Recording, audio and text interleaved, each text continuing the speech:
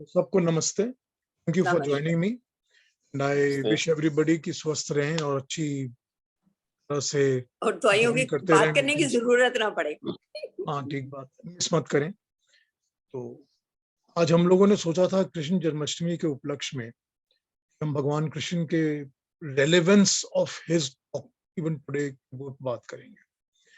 भगवान कृष्ण का संदेश जो है वो सारी की सारी गीता में तो है ही, मगर उनके जीवन में भी है और उनके महाभारत में जहां जहां पर भी उनकी अपीयरेंस होती है हर जगह कुछ ना कुछ संदेश उनका हमको मिलता है। जी ठीक है ना। मैं इस चीज को इस तरह शुरू करना चाहता हूँ और आप लोग ज्वाइन कर लीजिएगा जब इसको ज्वाइन करना होगा। मैं इस चीज को इस तरह से समझना चाहता हूँ कि मैं अपनी अगर लाइफ में एप्लीकेशन देखूं पहले, how do I look at it from my personal take on it. मैं ये कहूंगा कि हम लोग जो जो भी मनुष्य, anybody who is born as a human being, जो भी कहीं भी किस पृथ्वी में जहां भी पैदा होता है, जो भी ह्यूमन बीइंग पैदा होता है उसको ये पता चल जाता है थोड़े ही दिनों बाद मुझे हर काम का एक कर्म फल तो मिलता है। ये तो सबको पता चल जाता है। अगर वो स्टूडेंट है तो उसको पता होता है कि मैं पढ़ाई करूंगा तो उसका क्या कर्म फल मिलेगा, नहीं पढ़ूंगा तो क्या मिलेगा, शरारत करूंगा तो उसका क्या कर्म फल, सब पता चल जाता है कि कोई ना कोई कर्म फल तो मुझे हर चीज का मिलता है। और ये भी पता चल जाता है कि मेनी ऑफ द टाइम्स वो कर्म फल मेरे हाथ में नहीं होता। I have no control over it, ये भी पता चल जाता है। तो ऐसा कोई मनुष्य नहीं है इस पृथ्वी पर जिसको ये नहीं पता होता कि कर्म का कर्मफल भी होगा, और कर्मफल जरूरी नहीं है कि मेरे बस में होगा, मेरे हिसाब से होगा। सबको पता चल जाता है।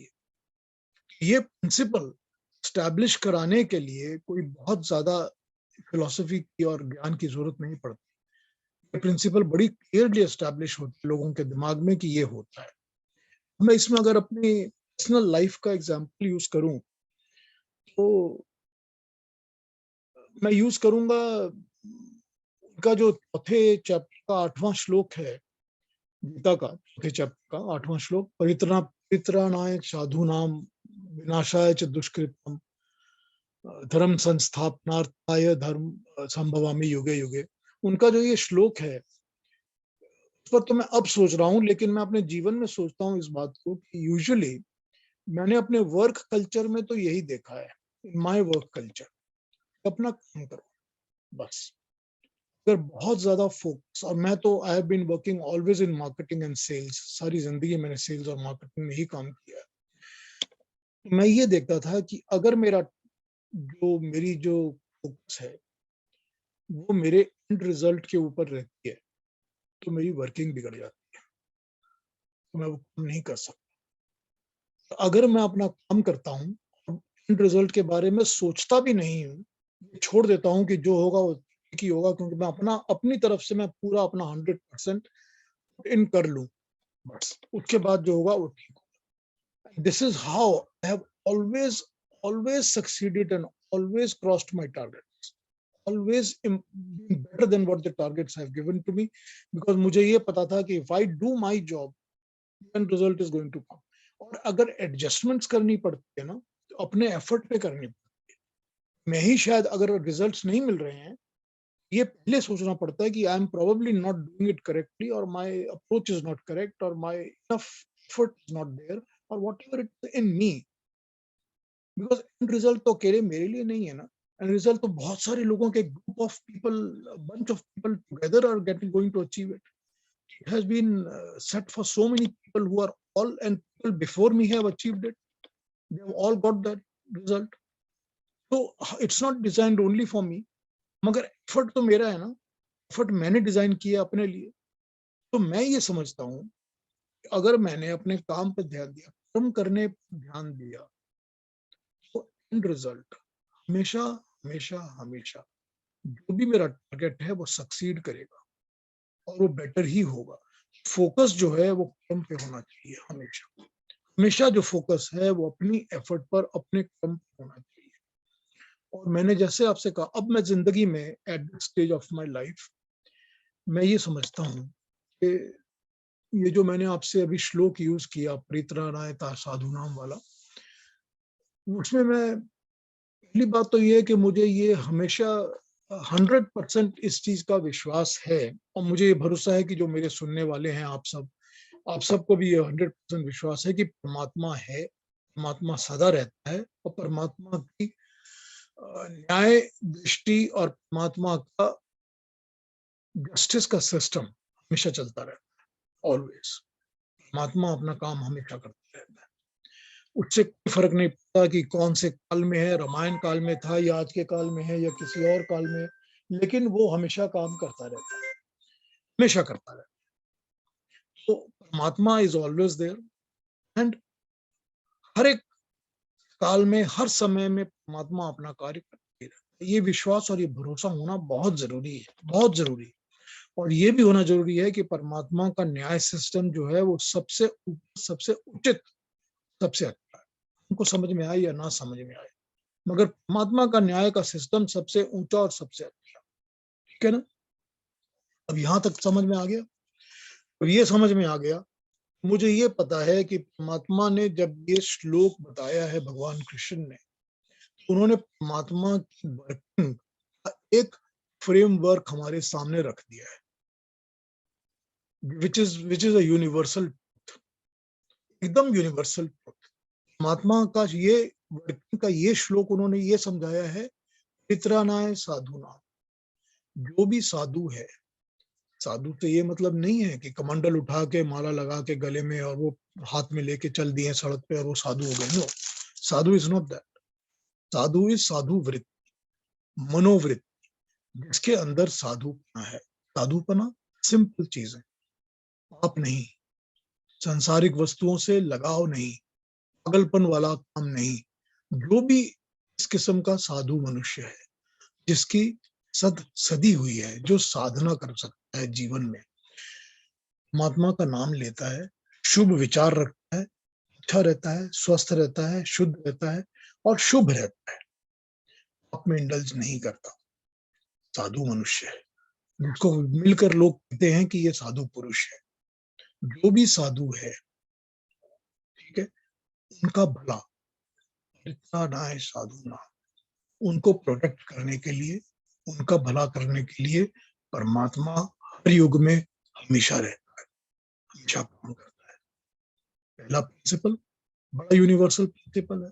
जो भी अच्छे लोग होंगे दुनिया में, जो अच्छा काम करते हैं, अच्छी बातें करते हैं, अच्छे मनुष्य हैं, अच्छे भावना है मन में, पाप नहीं है मन में, अहिंसा नहीं है मन में, लूट चोरी नहीं है मन में, उनका क्या है? उनकी परमात्मा रक्षा करता है, परमात्मा हमेशा सदा उनकी रक्षा करता है। बड़ा यूनिवर्सल ट्रूथ है। और उसी के ऑपोजिट सेकंड लाइन बताइए, जो विनाशाय च दुष्कृता, जो दुष्कृत कर्म करते हैं, दुष्कृत करते हैं, जिनके कर्म गलत होते हैं, उनका विनाश करता है परमात्मा। विनाश कैसे करता है? ये तो जरूरी नहीं है कि किसी ने चोरी की और उस चोर को बाहर सड़क में निकलते ही ऊपर से बिजली गिरी और उसको मार दिया भगवान ने। विनाश तो परमात्मा अपने तरीके से करता है, उसकी बुद्धि का विनाश करता है, उसके भाग्य का विनाश करता है, उसके भोगों का विनाश करता है, उसके कर्म फलों का विनाश करता है, और फिर मृत्यु तो है ही सभी की। मगर ये बड़ा यूनिवर्सल सेकंड प्रिंसिपल, उसी तरह से second part of the coin, back side of the same coin, उसी तरह से परमात्मा प्रिंसिपल एप्लीकेबल है अगेन, विनाशाय च दुष्कृता, दुष्कृत करने वाले का परमात्मा विनाश करता है। तो बहुत सिंपल प्रिंसिपल है, दुष्कृत मत करो। और ये कोई आज ऐसा तो है नहीं कि मैं अगर हिंदू हूं तो ही ऐसा होगा, या मैं ईसाई हूं तो नहीं होगा, या सिख हूं तो, ये तो कुछ ऐसा है नहीं। ये तो यूनिवर्सल बात है, बड़ी यूनिवर्सल और बड़ी स्ट्रेट फॉरवर्ड बात है कि दुष्कर्म, दुष्कृत मन में मत करो, शरीर से, मन से, आत्मा से, किसी भी तरह से गलत काम मत करो, दुष्कृत मत करो, ठीक? क्योंकि परमात्मा उनका विनाश करता है। ये बात समझ में आ गई? इसके बाद का क्या बताया उन्होंने? धर्म संस्थापनार्थाय, धर्म को संस्थापित करने के लिए। धर्म क्या है? राइटियसनेस धर्म है। धर्म वो है जो करना चाहिए, जो उचित है, जो परमात्मा के द्वारा अनुमोदित धर्म है वो धर्म है। धर्म वो है जो कि संसार में वो लोग हैं जो कि वो कर्म है जो हमें करने चाहिए, जो कि रित के अनुसार है, सृष्टि के नियमों के अनुसार है, जो कि मानवता के नियमों के अनुसार है, जो कि मनुष्य मात्र के नियम के अनुसार है। ठीक वही धर्म हो गया। यह तो है नहीं कि मुझको माला ही फेरनी है तो ही धर्म होगा, मुझे अगरबत्ती जलानी है तो धर्म होगा, ये तो है नहीं ना। तो धर्म वही है जो कि रित के अनुसार है, परमात्मा की बनाई सृष्टि के नियमों के अनुसार है। उन धर्मों की संस्थापना करने के लिए हमेशा हमेशा परमात्मा है, मौजूद है, वो हमेशा रहता है।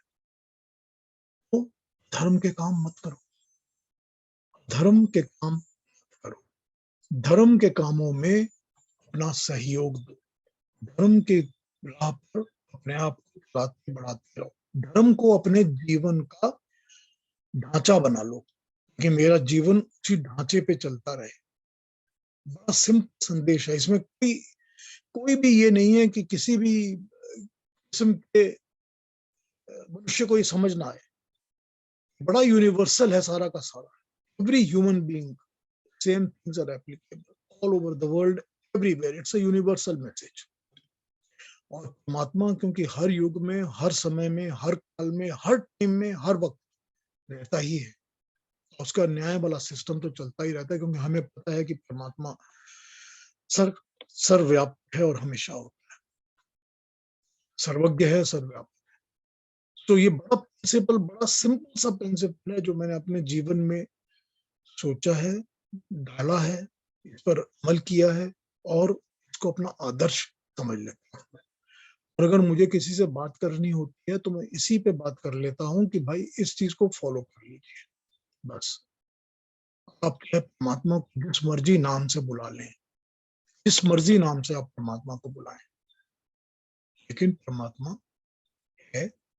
और ये सारी चीजें जो तीन बातें बताई हैं यहाँ, ये तीन बातें यूनिवर्सली सब लागू होती हैं, हर मनुष्य पे लागू होती हैं, चाहे वो जो भी भाषा बोले, जो भी रिलीजन फॉलो करे, जो भी कुछ फॉलो करे, सब पे लागू होती है। और बड़ा ही सिंपल तरीका है इसको समझने का और इसको मानने का। और इस पर अगर जीवन चलाया जाए तो जीवन अच्छा रहता है, उसमें फिर वो गलत काम नहीं होती, कोई पनिशमेंट्स नहीं होती, कोई और चीज नहीं होती। हमको अपने कर्म तो पता ही नहीं होते, हमको ये पता ही नहीं होता कि हम कौन से कर्म हैं जो कि सारे हमने अच्छे किए हैं या हमने कोई बुरा भी कर दिया है।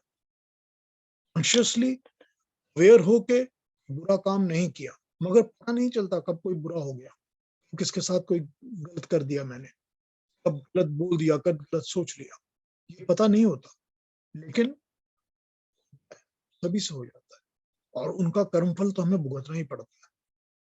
कभी हम अपना कर्मफल ये समझ के भुगतते हैं कि अच्छा ऐसा इसीलिए हो रहा है क्योंकि मैंने ये किया था, कभी हमको पता ही नहीं होता कि हमने क्या किया, लेकिन हमको कर्मफल भुगतना ही पड़ता है। कभी हमको पता ही नहीं चलता कि मैंने ऐसे कौन से बुरे काम किए हैं जिसका मुझको ये भुगतना पड़ रहा है, हमको पता ही नहीं होता, हमको भुगतना पड़ता है। कभी वो प्रारब्ध होते हैं, कभी संचित होते हैं, कभी पुराने जन्मों के चले होते हैं जो एक्यूमुलेटेड हैं, वो जाके मेरे को में उनका फल दिखने को मिल रहा है। कभी ऐसे भी होते हैं जो पुराने चल रहे हैं और मुझे नहीं पता है कि कौन से जन्म, पिछले जन्म के, उसके पिछले जन्म के संचित हैं, जिसका कर्म फल मुझे, कर्म फल भी उसी तरह से एक अपॉर्चुनिटी होती है, जो अपॉर्चुनिटी के हिसाब से हमको कर्म फल भुगतना पड़ता है। जो वो अपॉर्चुनिटी परमात्मा को मिलती है वो फल हमको भुगतना पड़ जाता, आ जाता है हमारे सामने। तो वो भी उसी तरह चलता रहता है, तो हमको पता तो चलता ही नहीं कि कौन कौन से कर्म फल का, कौन से कर्म का हमको कौन कौन सा फल मिल रहा है, कौन सा नहीं मिल रहा है। जब ये नहीं पता चलता है तो फिर इस प्रिंसिपल को फॉलो करने में आप ह्यूमन बीइंग को इसमें हेजिटेशन हो सकती है, ह्यूमन बीइंग को हो सकती है कि मुझे साधु मनुष्य बनना है, अपने जीवन में मेरे को शुभ शुद्ध अच्छा मनुष्य बनना है, दुष्कृत नहीं करना है और धर्म संस्थापना की तरफ अपने आप को जीवन में योगदान डालना है। अब ये ठीक है कि धर्म शब्द हम दूसरी तरह से लेंगे तो सब कहेंगे हम अपना अपना धर्म कर रहे हैं, लेकिन वो धर्म करते हुए आप न्याय कर रहे हो या आप हिंसा कर रहे हो, या आप सत्य की तरफ चल रहे हो, वो कहीं भी धर्म नहीं है, कहीं से भी वो धर्म नहीं है। क्योंकि धर्म के नाम पर धर्म धर्म नहीं होता। धर्म वही होता है जो कि परमात्मा द्वारा एस्टैब्लिश्ड रितों के, परमात्मा के द्वारा एस्टैब्लिश्ड यूनिवर्सल लॉज के ऊपर, उसी के ऊपर बैठेगा तो ही धर्म होगा, वरना नहीं होगा, वरना कुछ भी नहीं होगा। तो और उसकी संस्थापना करने के लिए परमात्मा हमेशा ही एक्टिव, हमेशा ही रहता है। तो अगर धर्म का पालन नहीं करेंगे तो फिर वही दुष्कृत हो जाएगा, हम दुष्कृत की कैटेगरी में चले जाते हैं। तो उसी विनाश का, ये दुष्कृताम की दुष्कृत की कैटेगरी में जाने के बाद फिर साधु नहीं रहते, हम साधु नहीं रहते। तो परमात्मा ना हमारा अच्छा कर रहा है ना हमारा भला कर रहा है, तो हमारा विनाश कर रहा है। और अगर हमको ये समझ आ जाता है कि एक बार हमने जब देख लिया कि विनाश के पथ पे चल रहे हैं तो विनाश हो रहा है, या विनाशकारी बुद्धि हो रही है, या मनन विनाशकारी हो रहा है, या आत्मा के अंदर विनाशकारी भाव आ रहे हैं, तो भी संभलने का मौका है। संभलने का मौका जीवन में हमेशा रहता है, हर वक्त रहता है। उसी तरह से फिसलने का मौका हर वक्त रहता है। अच्छे मनुष्य के लिए फिसलने का मौका हर वक्त रहता है, हर मोमेंट में रहता है। पता नहीं होता है, 10 लोगों के साथ आपकी एक मीटिंग चल रही है, घर में पार्टी चल रही है, 5-10 मेहमान आए हुए, नहीं पता चलता जबान से कौन सी बात फिसलेगी, कौन सा दुष्कर्म दिमाग में आएगा, कौन सी बात बोल देंगे, कौन सा विचार दिमाग में आ जाएगा, या काम खत्म। इतने दिनों की साधना जो थी वो भंग हो जाती है, वो खराब हो जाती है। ये पता नहीं चलता कब, जिस तरह से स्लिप करने का मौका हर मोमेंट बना रहता है लाइफ में। हर वक्त ये रहता है कि पता नहीं मुंह से कब झूठ निकल गया, गलत बात निकल गई। जिस तरह से ये रहता है, गलत विचार आ गया मन के अंदर, उसी तरह से अच्छा बनने का मौका, जो दुष्कृत होते हैं मनुष्य से, तो अच्छा बनने का मौका भी हर वक्त रहता है मनुष्य के पास, ऑलवेज। मैं प्राइमरीली, अगर हम सिर्फ गीता की ही बात करेंगे या भगवान कृष्ण के उपदेशों की बात करेंगे, तो I can list out something like 500-600 different messages that he has given to us, to all the mankind, जो कि हम डेली लाइफ में रोज ही उसको देख देख के अपने जीवन में उसको उतार सकते हैं। हमको डेली लाइफ में ये लेसन मिल गया, आज ही हमने ये किया, हमको ये भगवान कृष्ण का ये लेसन समझ आ जाना चाहिए। मैंने एक स्टार्ट पॉइंट इस बात पे शुरू किया है जो मैंने आपको बताया, और पर्सनली अपने लाइफ के एक्सपीरियंस के साथ, और मेरी मान्यता जो है अपने जीवन में, जिसको मैंने बड़ी सिंपली उतार लिया है। मैं समझता हूँ कि मेरे लिए उतारना बहुत आसान है और इजी है, और मैं उसको फॉलो कर सकता हूँ और चेष्टा करता हूँ कि करूँ। और ये भगवान के चौथे चैप्टर के 8वें श्लोक के साथ पूरा 100% उसी तरह बैठ जाता है जैसा कि मान्यता होनी चाहिए। इस पर मैंने आज, इस पॉइंट पर मैंने अभी शुरू किया। तो आप लोग चाहें तो इस पर कुछ ना कुछ अपने अपने कमेंट्स दे सकते हैं, या अपनी तरफ से कुछ और जोड़ना चाहें तो जोड़ सकते हैं। बात को हम कल भी कैरी ऑन करेंगे। अगर दिमाग में कोई और बात आएगी या जिस पर आप बात करना चाहें, तो हम लोग कल भी इस पर बात करेंगे। अभी मैं कुछ नई टिप्पणियां अपनी तरफ से कर दूंगा, जो कि मुझे पता है, जो मैं मान्यताओं को फॉलो करती हूँ, भगवान कृष्ण के जो उपदेश है उनको समझता हूँ। कल भी हम उस पर बात करेंगे। आप अगर इसमें, आप में से कोई भी अब wants to come in, please come in and we can start. जी मैं एक बात कहना चाहता हूँ। जी केतु जी, आपकी बात बिल्कुल सही है कि हमें अपना कर्तव्य करते रहना चाहिए और रिजल्ट की चिंता नहीं करनी चाहिए, अर्थात हमें निष्काम काम करते रहना चाहिए, और whatever is right we got to do that. तो इसमें मैं आपको हमारे एक परिवार की बात बताता हूँ कि हमारे, आपको पता होगा, हमारी टेक्सटाइल मिल थी, और उसमें मेरे ताऊ जी थे, मेरे चाचा थे और पापा थे। तो मेरे ताऊ जी की नीयत बहुत ही विचित्र थी, वो उल्टे रास्ते पर ले जाती थी, और यहाँ पर मेरे पापा और मेरे चाचा जी चेष्टा करते थे कि भाई ऐसी कोई गलत निर्णय नहीं लें जिसकी वजह से पूरे तीनों परिवारों को उसमें भोगना पड़े, और अंत में वही हुआ। अंत में वही हुआ कि वो इस तरह से रास्ते पे चले कि अंत में हमारी जो कारखाना था टेक्सटाइल का वो राष्ट्रीयकरण हो गया and we were literally thrown out on the roads. तो अब देखा जाए कि एक की वजह से, एक के कारण जो कि उल्टे रास्ते पे चलता था, वो गलत गलत व्यापार की नीतियां उसको अडॉप्ट करता था, वर्सेस जहाँ हमारे पापा और मेरे चाचा, they were trying to basically maintain the standards, you know, जो कि करना चाहिए अपने कर्तव्यों का। तो एक की वजह से देखिए तीनों के परिवार सब का असर पड़ गया and then they were all thrown out on the roads. तो ये ये बड़ा सामूहिक मुश्किल लगता है। सामूहिक सामूहिक कर्मफल तो होते ही है ना। हाँ, सामूहिक कर्म और सामूहिक कर्मफल भी होते हैं जिसमें हमारा योगदान नहीं होता मगर हमको फिर भी सफर करना पड़ता है। ये सामूहिक कर्मफल तो होते ही हैं, लेकिन हाँ, उसके पीछे ये समझ के चलिए कि जो उसका जो फल मिला है ना, वो देखिए देखिए ये जो कॉम्बिनेशन बनती है ना कि आपके पिताजी की आपके जी के साथ एक ही परिवार में जन्म हुआ और जन्म होकर उनका ये कामकाज बना, ये बना भी इसके लिए ही था। हाँ जी, ये भी प्रीवियस जन्मों के संचित कर्मों का ही फल होता है, क्योंकि जन्म जो होता है वो जन्म सेल्फ इज अ कर्म फल। भी मनुष्य अपने जन्म को कंट्रोल नहीं कर सकता कि मैं कहाँ पैदा होऊंगा, नहीं कर सकता। मनुष्य अपने भोगों को कंट्रोल नहीं कर सकता, मैं कितना भोग पाऊंगा कितना नहीं भोग पाऊंगा, कोई नहीं कंट्रोल कर सकता। और क्या उम्र जीऊंगा कितना नहीं जीऊंगा, कौन कौन से कर्म फल मिलेंगे इस जीवन में, नहीं, वो नहीं कंट्रोल कर सकता। सब परमात्मा की नियति के ऊपर है। हाँ जी, तो वही बात है, संभवामी युगे युगे, जैसे वो परमात्मा का साइकिल चल रहा है, सारे सारे युगों में चल रहा है और चलता रहेगा, हम भी उसी साइकिल में बंधे हुए हैं। हम उस चक्र में बंधे हुए हैं, चक्र में हम व्हील की तरह घूमते रहते हैं, घूमते रहते हैं, घूमते रहते हैं। हम बार बार आते जाते हैं, अपने पुराने चीजों को, संचित कर्मों को लेके आते हैं और फिर उसी तरह से उसमें बनते रहते हैं और चलते रहते हैं, क्योंकि हमको वही जन्म मिला है। हमको जन्म मिला है कि हमको ऐसा एक भाई मिलेगा, हमको जन्म मिला है कि हमको उस भाई के इन कर्मों का फल भुगतना पड़ेगा। ट्रू, भुगतना इसलिए पड़ेगा क्योंकि कोई मेरे संचित पुराने कर्म मेरे पास पड़े हुए हैं, उसके कारण मेरे को दुख होगा। मगर इसमें देखिए होता क्या है कि ऐसी परिस्थितियों में, हालांकि मुझे नहीं पता, मैं I am just making a comment on it, ऐसी परिस्थितियों में होता ये है कि जो इसमें भी जो साधु विचार के लोग हैं उनको संभलने में ज्यादा टाइम नहीं लगता। जो साधु विचार वाले लोग मनुष्य होते हैं वो संभल जाते हैं, उनको चोट गहरी नहीं लगती, या वो इसको चीज को आराम से ले लेते हैं अपने ऊपर, वो संभल पाते हैं।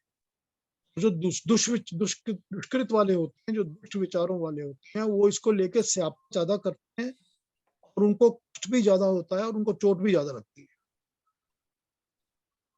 और उसका लास्टिंग इफेक्ट भी उन पर ज्यादा होता है। ये चीजें होती हैं संसार में। यही बात है, बात तो वही है ना। देखिए मैंने जैसे शुरू किया था, किसी को भी नहीं पता होता कि कौन कौन से कर्मफल मेरे हाथ में क्या है और मुझे क्या मिलने वाला है, किसी को नहीं पता होता। लेकिन ये तो पता होता है कि मैं दुष्कृत ना करूं, मैं गलत काम ना करूं, मैं साधु विचार का मनुष्य हूं, साधु विचार रहूं, अपने मन में मेरे साधु विचार रहने चाहिए, मैं दुष्कृत और गर्म काम ना करूं और धर्म के पाथ पे चलूं, धर्म ना करूं।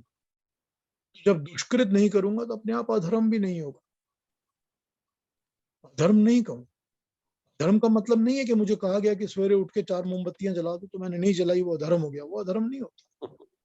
मैं बहुत सिंपल कहता हूँ इस बात को, बहुत सिंपली कहता हूँ इस बात को। अधर्म वो होता है जो कि मानवता के विरुद्ध, जो भगवान भगवान के बनाए नियमों के विरुद्ध होता है, जो अहिंसा होती है, सत्य होता है, शुद्ध काम होता है, दुराचार होता है, वो सब अधर्म है। वही बात है कि अधर्म ना करो। जब मैं साधु वृत्ति का मनुष्य हो जाऊंगा तो मुझे अधर्म में रुचि नहीं रहेगी, मैं अधर्म नहीं करूंगा।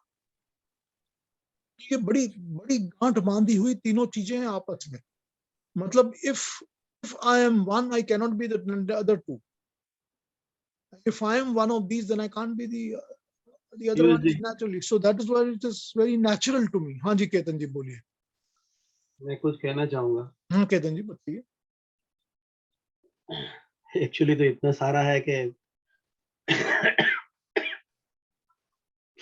कहाँ से चालू करें वही प्रश्न है, क्योंकि पिछले 10,000 सालों से ये जो है वो कम से कम नोन हिस्ट्री ऑफ 10,000 ईयर्स, और उसको क्या हम कुछ आधे घंटे में बात करके कैसे क्लीन करेंगे।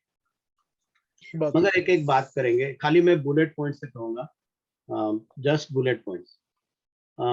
अभी कल ही किसी ने मुझे एक मैसेज भी आया था कि अच्छा करने वालों का अच्छा ही होता है।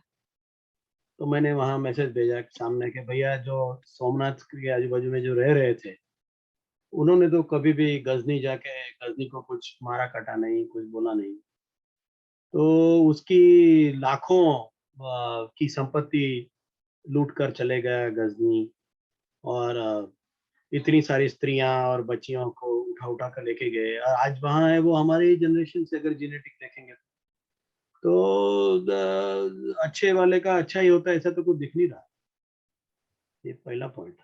दूसरी, और हम लोग ऐसा नहीं कह सकते कि एक साथ में 50,000 लोगों का सामूहिक कर्म खराब था, या तो 5 लाख लोगों का सामूहिक कर्म खराब था। वो कुछ इतना कन्विंसिंग नहीं हो सकता। खैर, उसके पीछे अभी बात करेंगे तो और बहुत जाएगा, इसलिए मैंने बोला सिर्फ बुलेट पॉइंट। और ये जो कर्म फल की बात है ना, बहुत भगवान ने गीता में कहा है, गहनो कर्मणा गति ही। कर्म की गति बहुत गहन है। हम लोग अगर गजनी के दिमाग में जाएंगे, और मैंने वही एग्जांपल इसलिए ले आया क्योंकि वो आज भी दिख रहा है। वही एग्जांपल लेंगे कि अगर उसके दिमाग में जाएंगे तो उसको तो वही धर्म सिखाया गया। उसको बचपन से यही कहा गया कि भूत परस्ती खराब है, और तुम उसको मार डालोगे और ये सब कर दोगे तो तुमने बड़ा धार्मिक कार्य कर दिया। तो कर्म कर्म का जो फल है वो मनुष्य की वृत्ति के ऊपर निर्भर होता है, ना कि एक्शन। जैसे एस्किमो है, वहां कुछ एक भी चीज पकती नहीं है, कुछ नहीं है, तो वो मछली पकड़ के खाते हैं। हम ये नहीं कह सकते कि वो अहिंसा का है, तो पॉसिबल भी नहीं है उसकी जिंदगी भी जीने। और दूसरा, वो जो बच्चा है बचपन से जो उसने वही किया है, उसको मछली पकड़ने में या किसी तीतर बटर को काट के खाने में कोई बुरा नहीं लगता, बराबर है, सही है, क्या गलत है उसके लिए। वो एक्चुअली तो पाप भी नहीं है, क्योंकि जो हम बचपन से करते हैं, अगर हमको बचपन से कहा जाए कि भाजी भूली काटनी अच्छी है, तो वो पाप नहीं है, वो पाप पाप नहीं। नहीं है। हाँ, ये एक बात होगी। दूसरा, ये एक दूसरा बुलेट। तीसरा बुलेट पॉइंट ये हो गया कि धर्म की व्याख्या तो बदलती रहती है। अभी राम के जमाने में कुछ, राम में कुछ अपना, राम ऊपर ऊपर तो जाएंगे, जाने दीजिए। अपन परशुराम से चालू करते हैं। तो परशुराम के थियरी देखेंगे तो उसने ये कहा कि जो बुरी चीज है उसको काट डालो। Violence, violence is a solution, ऐसा दिखता है। और फिर उन्होंने हमें दिखता है कि उनका राम ने पराभव कर दिया कि नहीं, तुम वायलेंस से नहीं कर सकते। अगर तुम वायलेंस करके, अगर बुरे भी हैं फिर भी वो वीरत्व वाले लोगों की जरूरत है, क्षत्रियों की जरूरत है। क्योंकि अगर वो क्षत्रिय नहीं रहेंगे तो देखो हड्डियां ही हड्डियां बढ़ गई, क्या ब्राह्मण जाके लड़ेगा क्या? क्षत्रिय तो लड़ेगा। इसलिए तो भगवान को राम में क्षत्रिय क्यों क्या जन्म लेना पड़ा। मगर उसके बाद में कृष्ण आए, कृष्ण ने कुछ अलग से रास्ता बताया। राम का रास्ता कृष्ण ने नहीं चुना, बिल्कुल नहीं चुना। एक्चुअली राम ने जो किया उससे कृष्ण ने बिल्कुल ऑपोजिट किया दिखता है। तो हम तो दोनों को भगवान मानते हैं, तो फिर अभी धर्म कैसा? मैं सिर्फ बुलेट पॉइंट कह रहा हूँ, इसके अंदर इतनी लंबी चर्चा हो सकती है। तो पॉइंट के ऊपर आना है, क्योंकि नहीं तो पहुंचेंगे ही नहीं। तो मेन चीज था कर्मफल और साधु। साधु व्यक्ति कौन है, साधु क्या है, और कर्म से भागने का जो नाम है उसको हम लोगों ने प्रारब्ध कर्म करके दे दिया।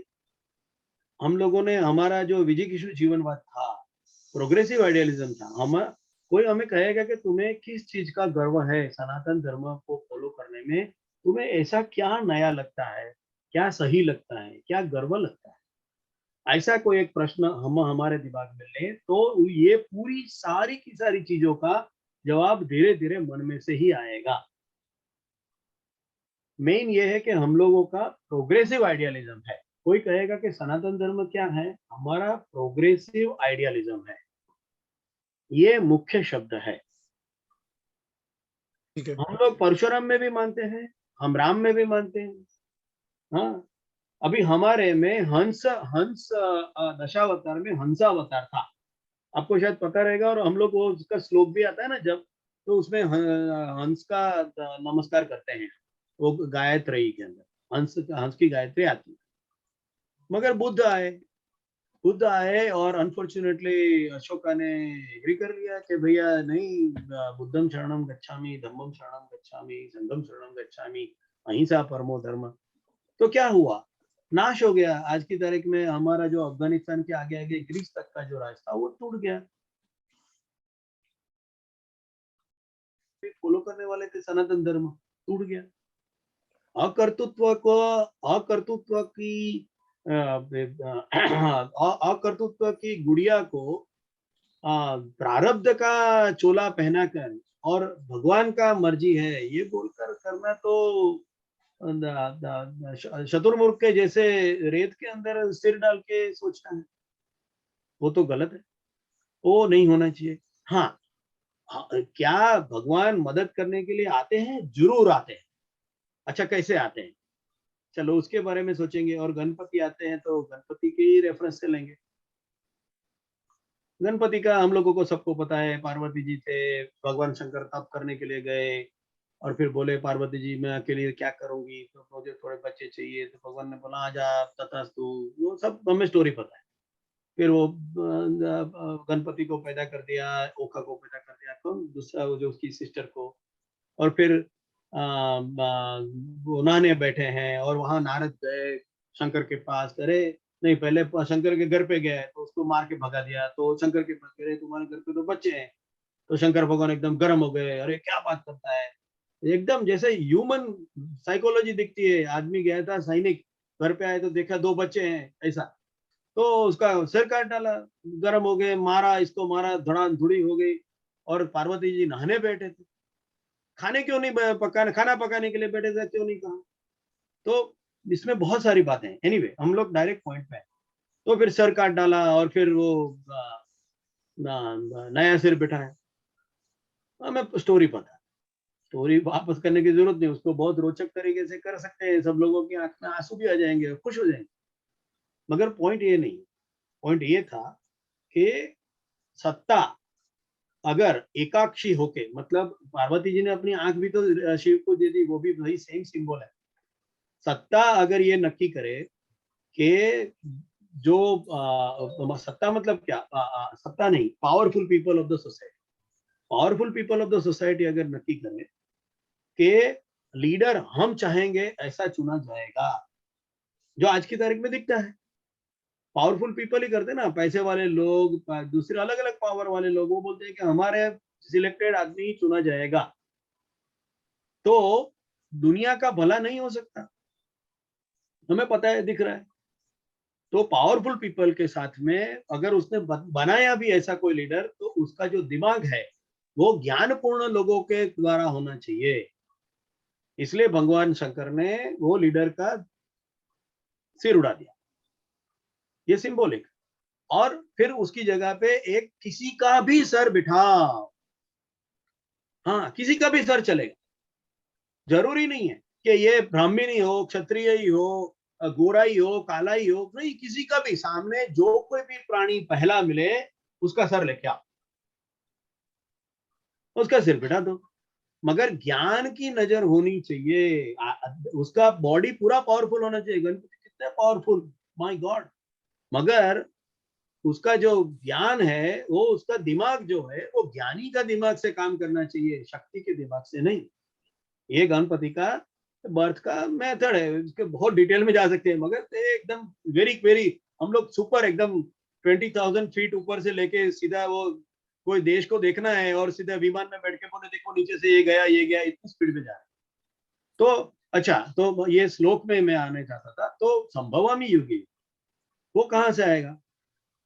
तो जब ऐसा राष्ट्र नेता पैदा करना है, तो दिमाग वाले लोग और शक्ति वाले लोग दोनों साथ में मिलकर काम करना पड़ेगा।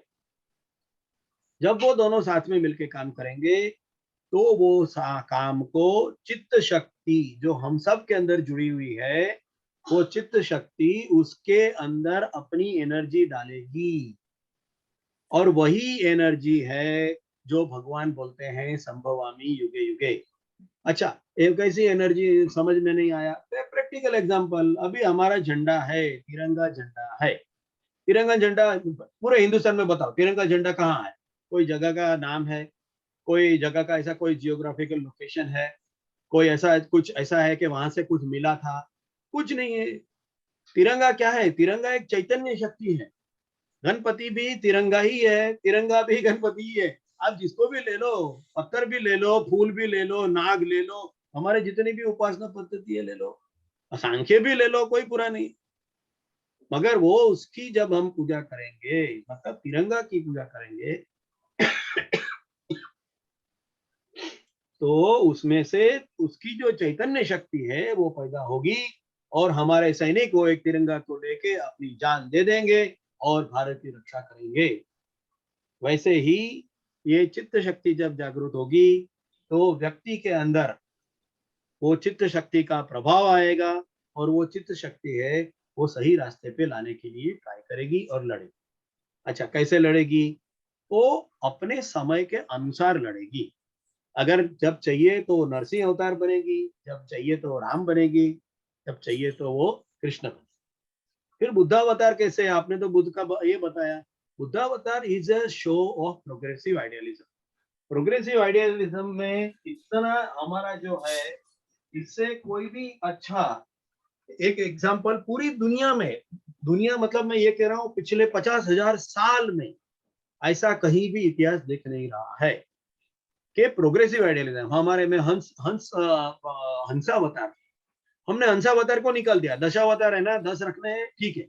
बुद्ध को रखना है, ठीक है, बुद्ध को रखा हमने। बुद्ध अवतार, हाँ ठीक है, this is one of the way to live, हम मान लेते हैं, चलो ना, मगर ये वन ऑफ द वे है, it is not the best way. कितना एडजस्टमेंट किया हम लोगों ने, एक ऐसा विचार को एक्सेप्ट कर दिया दशावतार के अंदर जो विचार पूरी की पूरी वैदिक और सनातन धर्म की विचारधारा से विपरीत है, फिर भी हम लोगों ने उसको अवतार माना। और इसीलिए देखो, वो करने के बाद बुद्ध भारत में नहीं है। अगर इतना अच्छा होता था, दशावतार होता था, तो बाकी सबके सब इंडिया में होते थे ना बुद्ध, क्यों नहीं हुए? उसको बोला भैया तुम बहुत बड़े हो, तुम बहुत महान हो, तुम बहुत अच्छे हो, तुम्हारे विचार महान है, अभी हम आपको महान मानते हैं, आपको दशावतार में आपको स्थान दे देते हैं, मगर अभी आप जाइए, क्योंकि वो पूर्ण तरीके से सही रास्ता नहीं है। और जिसने जो देश आज की तारीख में दिखते हैं, जहां जहां बुद्ध का एक्सेप्टेंस हुआ, वहां वहां से संपूर्णतया वो नाश हुआ और मुस्लिम। रोहिंग्या का रिसेंट एग्जांपल भी वही उसी में से है। तो का कहने का मतलब, मेरा तात्पर्य ये था कि भगवान पैदा कैसे होते हैं, ये एक प्रश्न था। दूसरा, चैतन्य शक्ति हमारे में कैसे जागृत होगी। तीसरा, कर्म या कर्मफल वो संपूर्णतया हमारे ऊपर है। वो प्रारब्ध से उसका जो रिजल्ट है, वो उसकी सक्सेस फैक्टर कितना होगा, वो अलग बात हो सकती है। मगर कर्म करना, और इसीलिए उसने बोला, वो जो श्लोक है ना अपना सेकंड चैप्टर का 47 श्लोक है ना, कर्मणे वाधिकारस्ते मा फलेषु कदाचन, मगर उसका वो आगे का सब लोग सुनते हैं, याद रखते हैं, मगर पीछे का स्टांजा किसी को भी याद नहीं रहता और बोलते भी नहीं है और सोचते भी नहीं है। मैं हमेशा इसके लिए जोक कहता हूँ पीयूष जी, कि मैं आपको बोलूं कि मैं आपको $2 मिलियन दूंगा तो पीयूष भाई खुश हो जाएंगे। फिर दूसरा स्टांजा, अगर पीयूष भाई मुझे $4 मिलियन दे तो फिर वो पहले स्टांजा का क्या मीनिंग रहेगा? वैसे ही कर्मणे वाधिकारस्ते मा फलेषु कदाचन, मगर उसके पीछे है मा कर्म फल हेतुर्गुरु माते संगोस्त कर्मणि। तो कर्म की इतनी महान जो तपस्या है, और इसमें बहुत सारा है, मैं बोलना चाहूँ, मैं इतना क्या पीयूष जी क्या बोलूं क्या ना बोलूं। एक कॉमन सेंस ले लो ना, चलो बाकी तत्वज्ञान छोड़ो। शंकर भगवान तप करने के लिए गए, अभी आप मुझे बताइए शंकर भगवान जैसे व्यक्ति को तप करने की क्या जरूरत पड़ी, जो खुद ज्ञान का रूप है, जिसके पास से लोग ज्ञान मांगते हैं, वो तप करने के लिए क्यों गया? इतनी तो पहले कोई भी कथाकार बोलते हैं ना वो तप करने के लिए गया, उसको सीधा प्रश्न पूछो, 1 मिनट आप आगे मत जाओ, पहले हमको ये बताओ शंकर भगवान को खुद तप करने की क्या जरूरत? और लॉजिकल आंसर है, कोई ऐसा हाथ जोड़ के आंखों में आंसू वाला कथाकार का आंसर मत दो, सीधा सीधा बताओ, जो आदमी ट्रिपल पीएचडी से भी ऊपर है वो आदमी जूनियर केजी में क्यों जाएगा? इतना, पीयूष जी, इतनी धूल चढ़ गई है, इतनी डस्ट आ गई है, इतनी इतनी इतना अंदर कूड़ा आ गया है ना कि उसको क्लीन करते करते 5, 10, 50 साल, 100 साल, 500 साल चले जाएंगे उसके बाद में। और जितने संतों ने जो अपनी खुद की अनुभूति की है, नरसिंह मेहता बोलेंगे कि भगवान की मर्जी के बगैर पत्ता भी नहीं हिलता, मान लिया जाएगा। वो सुनकर हमारा छगन भाई भी, जिसको कुछ काम नहीं करना है, श्रावण महीने में खाली ताश खेलना है, जुआ खेलना है, हाँ, उल्टा धंधा करना है, स्वार्थी रहना है, वो भी बोलेगा नहीं, भगवान की मर्जी के बगैर तो पत्ता भी नहीं हिलता। अकर्मण्यता को वो चोला, उसको भक्ति का चोला डाल के वो सिखा देते हैं। वैसे क्षत्रियों की अकर्मण्यता, सोमनाथ के ऊपर हमला हुआ तो लड़ने के लिए पूरा का पूरा भारतीय समाज खड़ा नहीं हो गया। अकर्मण्यता और यही चीज के बारे में अगर कोई बोले कि ये भी, अच्छा ये केतन भाई आप जो बोल रहे हो, मगर ये विचार कहां से है? इसके बारे में इतिहास में 2 व्यक्ति ऐसे दिखते हैं जिन्होंने ये चीज के बारे में बहुत डिटेल में काम किया है, खुद काम किया है, खाली बोल के नहीं बैठे हैं, क्योंकि ये चीज बोलने की तो वही नहीं, काम करने की। एक व्यक्ति है चाणक्य। उसने अपना गुरुकुल में से बाहर निकलकर पूरा का पूरा अलेक्जेंडर का जो था उसको हटाया, नंद को हटाया और उसने गुप्त वंश को रख दिया। और दूसरा, उससे भी पहले, उसके बाद में दूसरा एक व्यक्ति जो दिखता है इतिहास में, वो है कुमारिल भट्ट। ये 2 व्यक्ति ऐसे दिखते हैं और वो कुमारिल भट्ट का ही सक्सेशन है। जब कुमारिल भट्ट वो राइस के वो जो फ्लेक्स थे उसके अंदर बैठ के अपने आप को जला रहे हैं, जब भी उसके पास एक बच्चा आता है, आदि शंकराचार्य। हम आपको स्टोरी बताने की जरूरत नहीं है, किसी को इंटरेस्ट है तो गूगल कर सकते हैं। मगर वो एक है कुमारिल भट्ट, जिसने आगे का 10,000 साल का भविष्य देखा और उसने कहा कि बुद्ध गलत है। 10,000 साल अगर ये करोगे तो भारत का सत्यानाश होगा, विधर्मी लोग आ जाएंगे, इन्वेजन होगा, हमारा कर्तृत्व कम हो जाने के बाद में हमारा पूरा का पूरा वंश नाश होगा, लाखों स्त्रियों का इज्जत जाएगी, करोड़ों रुपयों का लॉस होगा, लाखों क्षत्रिय मर जाएंगे, व्यभिचार आएगा। वो जो पहला वो जो अर्जुन ने जो बताया ना, वो उतना सबका सब हो जाएगा अगर तुम अकर्तृत्व करोगे और बुद्ध को लाओगे। ये कुमारिल भट्ट का कहना था। इसलिए कुमारिल भट्ट के खुद का ही शब्द था कि ये जो व्यथा है ना, वो मुझे इतनी पीड़ा दे रही है, ये जो व्यथा है वो मुझे अंदर से इतना जला रही है कि वो जलन को मैं सहन नहीं कर सकता। इसलिए मैं वो राइस की भूसी में बैठ जाता हूँ, ताकि मेरा जब बॉडी जले ना तो मेरे को उसके सामने कॉम्प्रोमाइज हो, क्योंकि मेरा ब्रेन नहीं तो फट जाए। इसलिए कुमारिल भट्ट जिंदा जल गए। ये इतना सोचने की बात है। और हमारा, और इसके, और फिर क्या, ये गलत धारणा के पीछे रिसोर्सेज, ये और दुख की बात है। फिर ऐसे हाथ जोड़ के गाना गाने वाले, मैं प्रणाम करता हूं उनको, मैं मजाक नहीं उड़ा रहा हूं, मगर वो का कर्तृत्व, हाँ, फिर भोजन, प्रसाद, भजन, बड़े बड़े मंदिर, भगवान को सोने का मुकुट, अरे कहां कहां कहां से कहां जा रहे हो? रिसोर्सेज का टोटल वेस्ट। और इसमें काम करना है। इसलिए मैं कभी कभी हंसता हूँ पीयूष जी, आपको मैंने कहा था कि मुझे 115 साल तो मुझे भी जीना पड़ेगा, क्योंकि नहीं तो ये जो विचार है उसके पीछे कहां से कहां, और वो भी इंटरनेशनल लेवल में भी आज की तारीख में भी तो टेक्नोलॉजी एंड, अरे बाप रे बाप। मगर एनीवे, मैंने बोला ना, मैं बोलूंगा तो भी, फिर भी देखिए 37 to 53, मैंने ऑलरेडी 15 मिनट बोल दिया। तो पॉइंट ये था कि सोचना पड़ेगा, बहुत सोचना पड़ेगा, बहुत ही सोचना पड़ेगा। ऐसे नहीं चलेगा, ऐसे नहीं चलिए, चलेगा। अपने वन ऑन वन लेवल पर हम इस मैसेज को जैसे भी लेते हैं। मैंने तो अपने वन ऑन वन लेवल भी इसकी बात की थी जब मैंने शुरू किया था मित्राय साधु नाम का, कि साधु, दुष्कृत और धर्म, संन्यास का तो आपको पता है। न्यास का मतलब होता है टोटली, न्यास वर्ड का मतलब होता है टोटली, फुल्ली, हाँ, टोटली, फुल्ली, ऑलवेज, टुगेदर, हमेशा, या कुछ भी वो वर्ड पूरा कॉम्बिनेशन करो, क्योंकि न्यास वर्ड का क्या डायरेक्ट एकदम ट्रांसलेशन नहीं। तो किसके साथ में रहना, कंटिन्यूअसली रहना, साथ में रहना, नजदीक रहना, हमेशा रहना, किसके साथ में? सन्यास, सम्यक न्यास। हम लोगों का सन्यासी का डेफिनेशन ही एकदम भगवान डालने वाला, मठ लगाने वाला, भगवान भगवान बोलने वाला एक्टिव आदमी का कुछ। इसीलिए मुझे कृष्णम वंदे जगत गुरु में गीता क्यों उठाई, मैं आपको बताता हूँ। क्योंकि कृष्ण का रूप तत्वज्ञानी का दिखता ही नहीं है। इतनी शादियां बनाने वाला, इतने लोगों को मार डालने वाला, इतना कूटनीति वाला, रण छोड़ के भाग जाने वाला, सेमंग तक मणि के लिए चाहिए तो दही चाहिए, वहां भी शादी बनाने वाला। हाँ, भालू की लड़की से भी शादी बना लिया उसने। काम होना चाहिए, तो कुछ भी गलत होगा तो भी चलेगा। चाणक्य ने भी यही किया। चाणक्य ने चंद्रगुप्त का शादी बना लिया, और राम ने भी यही किया। उसने वाली के साथ में शादी बना ली, तारक, और मंदोदरी की शादी कर दी विभीषण से। इसीलिए किया। जो आदमी ये चीजें देखिए, ऐसा है, we तो cannot मैंने काम कहने का we cannot start एक analyzing लास्ट में कंक्लूड everything. करूंगा।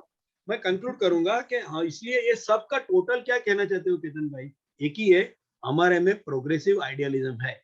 ये प्रोग्रेसिव आइडियलिज्म का जो छोटा सा सीड है, उसको ध्यान में रख के आगे अपने अपने कर्तृत्व के हिसाब से, अपने अपने जन्म के हिसाब से, अपनी अपनी एफिशिएंसी के हिसाब से काम करना चाहिए।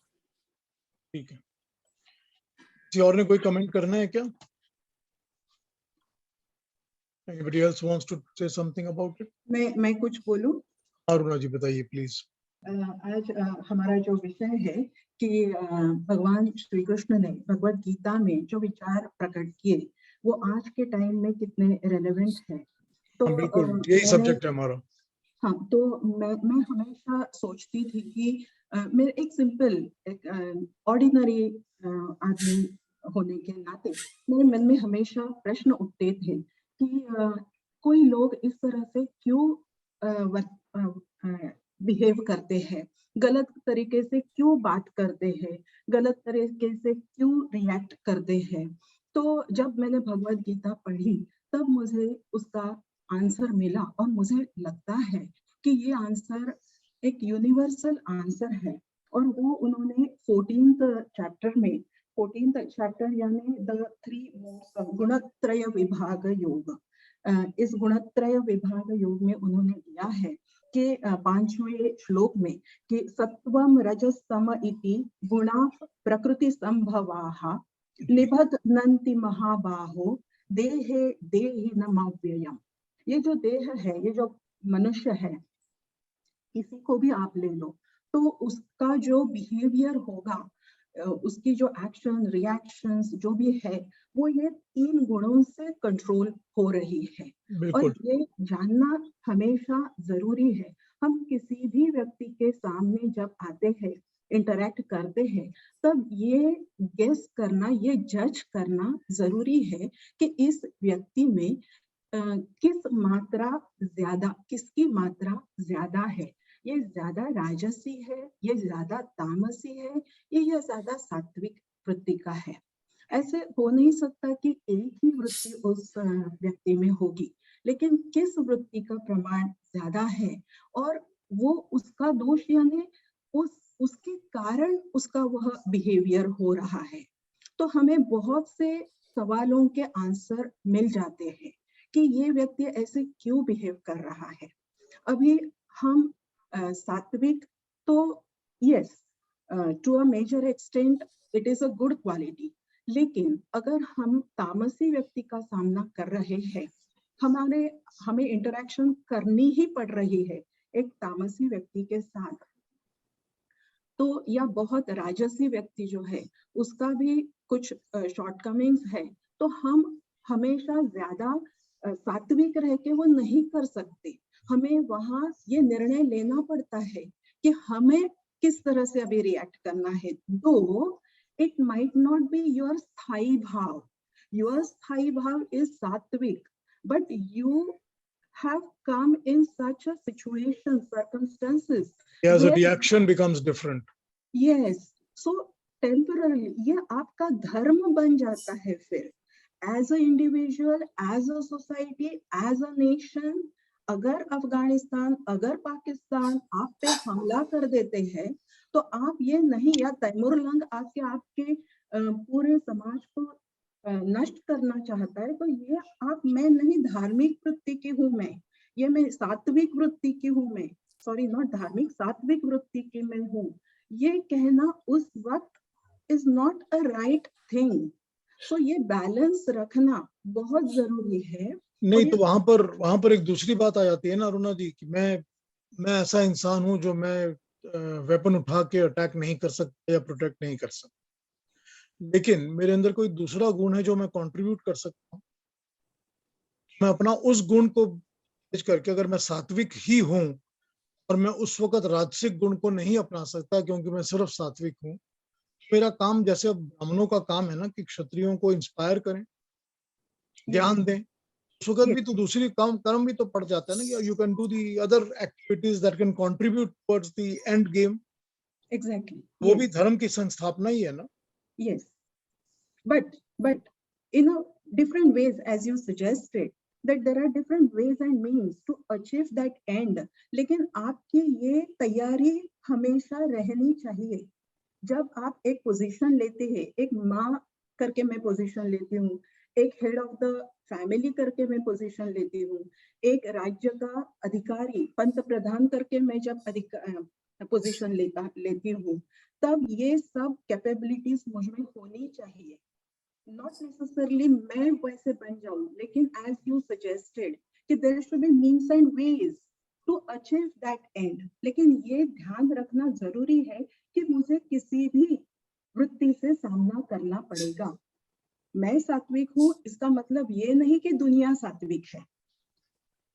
तो यही बात तो केतन जी ने कही ना, कि धर्म की संस्थापना के लिए परमात्मा अपने आप ही पता नहीं कितने किस्म के काम करता है। यस, जब वही अलग अलग किस्म के काम करता है तो हमको ये समझना ही पड़ेगा कि अल्टीमेट गोल जो है वो धर्म की संस्थापना है। यस। और ये मुझे बहुत भगवत गीता से मुझे क्या मिला, तो ये मुझे अंडरस्टैंडिंग मिली कि कैसे जज किया जाए सामने वाले व्यक्ति जिससे आप इंटरेक्ट कर रहे हो, तब कैसे आपको डिसीजन लेना पड़ेगा। तो ये डिसीजन लेने का जो बेस है, ये मुझे यहाँ मिला कि सत्वम रजस्तम इति गुणा प्रकृति संभवाः। और ठीक है। इसके आगे, और एक मिनट बोलूं मैं, हाँ, और इसके आगे फिर भगवान ने अर्जुन को ये भी बताया कि त्रैगुण्य विषया वेदा निस्त्रैगुण्यो भवार्जुना, निर्द्वंद्वो नित्य सत्वस्थो निर्योगक्षेम आत्मवान। तुम निस्त्रैगुण्य हो जाओ, तुम इसमें भी अभिमान मत करो कि मैं सात्विक वृत्ति का हूँ, नहीं, इसमें भी अभिमान करने की कोई जरूरत नहीं है। इससे परे हो जाओ, इससे ऊपर उठो, इस ये भी मत सोचो। ये मुझे, आई एम सॉरी इफ ठीक है, ठीक है, that's all I wanted to say. ठीक है, ठीक है। किसी और ने कुछ कहना है? Anybody wants to make a comment? आपसे सुनना है। कल ऐसा करते हैं कि कल त्रिगुण पे ऊपर थोड़ा सा अप कर लेंगे, फिर इसको सब्जेक्ट को, जैसे कि अरुणा जी ने अभी कहा है। होता ये है कि ये भाव रखना कि त्रिगुण किस तरह से इम्पैक्ट करते हैं और किस तरह से इनके ऊपर हम रिएक्ट करें, ये भी ठीक है, गीता का ही संदेश है। गीता के ही इस संदेश के ऊपर थोड़ा और इलेबोरेट कर लेंगे, क्योंकि होता ये है कि हम सब से इफेक्ट भी होते हैं और हमारे अंदर सब अंदर ये अफेक्ट भी करते हैं, वो तीनों गुण, सत्व रजस और तमस के गुण। कल इन तीनों गुणों पे बात करते हैं और कल इन तीनों गुणों पे बात करके देखते हैं कि आगे इसके beyond, how to go beyond. अब फिर वही बात आती है कि बियॉन्ड जाना या नहीं जाना, अल्टीमेटली वही बात आ जाती है कि साधु भाव जब मनुष्य में आता है, कि मुझे जब साधु भाव का होना है, तो अपने आप ये त्रिगुण कंट्रोल में आ जाता है।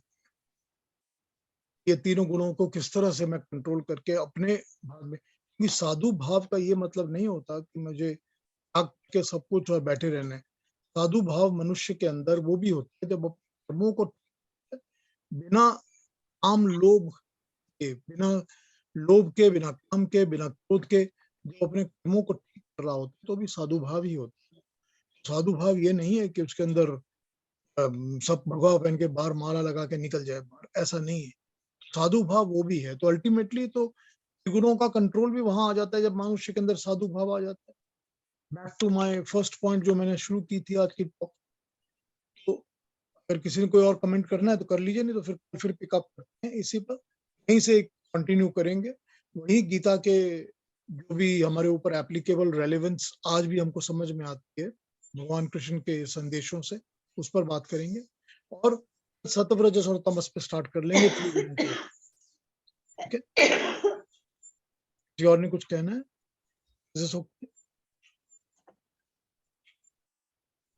फिर ज्वाइन करिए। सबको नमस्ते और थैंक यू फॉर ज्वाइनिंग। नमस्ते, थैंक यू सर। नमस्ते थैंक यू कीर्तन भाई।